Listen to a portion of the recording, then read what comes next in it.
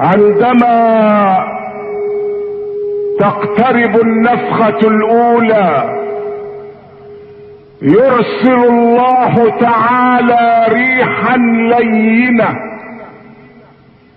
الين من الحرير، لا تجد عبدا في قلبه مثقال ذرة من ايمان الا قبضت روحه، لان الساعة لا تقوم الا على شرار الخلق.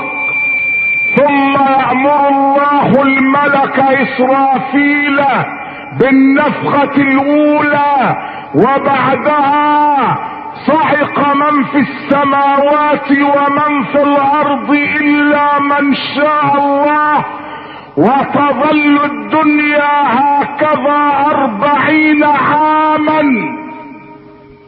ليس على ظهرها حي،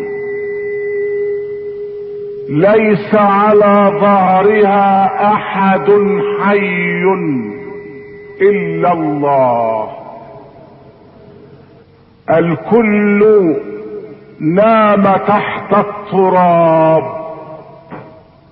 لا روسيا ولا امريكا ولا المانيا ولا انجلترا ولا الصين ولا فرنسا.